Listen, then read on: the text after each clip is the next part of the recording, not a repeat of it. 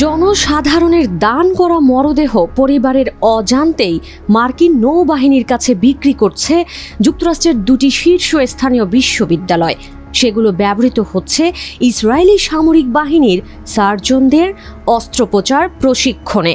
কাতার ভিত্তিক সংবাদ মাধ্যম আল জাজিরার সাম্প্রতিক অনুসন্ধানী প্রতিবেদনে এই চাঞ্চল্যকর ও অনৈতিক বাণিজ্যের চিত্র উঠে এসেছে।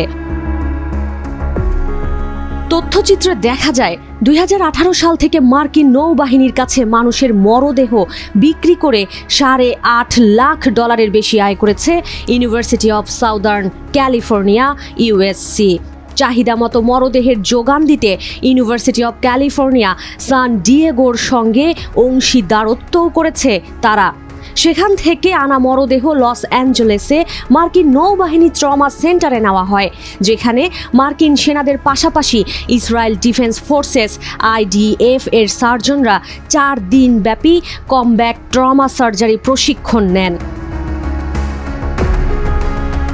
সেখানে পারফিউশন নামক বিশেষ বৈজ্ঞানিক প্রক্রিয়ায় মৃতদেহের ভেতরে কৃত্রিম রক্ত পাম্প করে সেগুলোকে সাময়িকভাবে পুনরুজ্জীবিত করা হয়, যাতে জীবন্ত মানুষের মতোই রক্তক্ষরণ হতে থাকে। এরপর কৃত্রিম ক্ষত তৈরি করে রক্তক্ষরণ বন্ধ করা এবং রণাঙ্গনের জটিল অস্ত্রোপচারের লাইভ প্রশিক্ষণ নেন ইসরায়েলি সার্জনরা। এই তথ্য ফাঁসের পর ক্ষোভে ফুঁসছে মরদেহ দানকারী পরিবারগুলো। মূলত গবেষণার স্বার্থে বিশ্ববিদ্যালয়কে সেই মরদেহ দান করেছিলেন তারা। তাদের সম্মতিপত্রের কোথাও সামরিক ব্যবহারের কথা উল্লেখ ছিল না।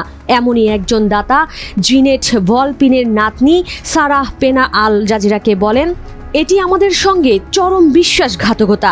আমার নানি বেঁচে থাকলে এটি কোনোভাবেই মেনে নিতেন না। তিনি ব্যক্তিগতভাবে ফিলিস্তিনিদের অধিকারের পক্ষে ছিলেন। যদি তিনি জানতেন তার শরীর যুদ্ধের মরণযজ্ঞের প্রস্তুতিতে ব্যবহৃত হবে, তবে কখনোই দেহদানের চুক্তিতে সই করতেন না। বিশ্ববিদ্যালয়গুলোকে স্রেফ শিক্ষামূলক কোর্স বলে দাবি করলেও এর তীব্র নিন্দা জানিয়েছেন চিকিৎসকরা। ইউএসসির সঙ্গে যুক্ত চিকিৎসক ডক্টর মোহাম্মদ রাদ বলেন যে সেনাবাহিনী একটি জাতিগত নিধন এবং গণহত্যার সঙ্গে সরাসরি জড়িত, তাদের এখানে এনে প্রশিক্ষণ দেওয়া হচ্ছে। এটি ভয়াবহ।